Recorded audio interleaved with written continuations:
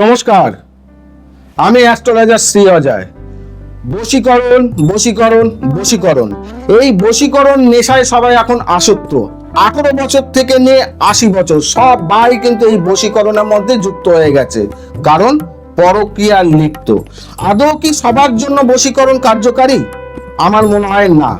আপনার পাশের বাড়ি কাউকে দেখেছেন, আপনি ফোনে কদিন কথা বলেছেন, বাসে যাতায়াত করে কেউ হাসি মুখে আপনার সঙ্গে কথা বলেছে, তাকে আপনি বশীকরণ করে পরকীয়া করতে চাইছেন, সেটা কি কাজ হবে? হবে না।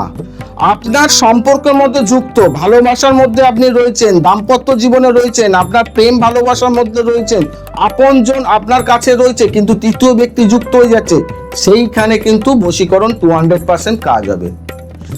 আপনারা যদি চান একটা পার্মানেন্ট সলিউশন, তাহলে এখানে বুকিং নম্বর রয়েছে, বুকিং নম্বরে যোগাযোগ করুন। আর যদি ধৈর্য সময় যদি আপনাদের থাকে, বিশ্বাস যদি থাকে, আজকে একটা ছোট্ট উপায় দিচ্ছি, উপায়টা আপনারা করে দেখুন, অবশ্যই 200% কাজ পাবেন।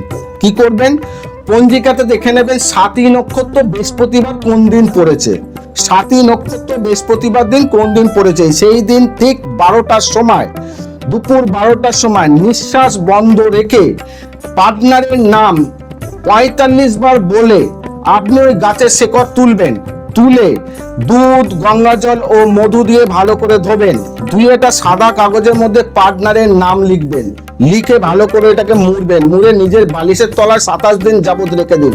পার্টনার আপনার কাছে ফিরে আসবে, কিন্তু টাইম 12টার আগেও না, 12টার পরেও না। এই টাইমের মধ্যে আপনাকে কাজ করতে হবে।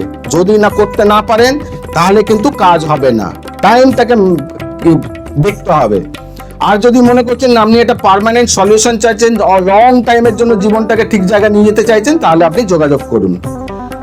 তাই সোনা মায়ের জয়, আমার সোনাবুড়ি মায়ের জয়।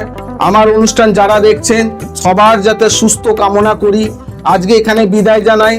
জয় মা। আদেশ আদেশ। নমস্কার।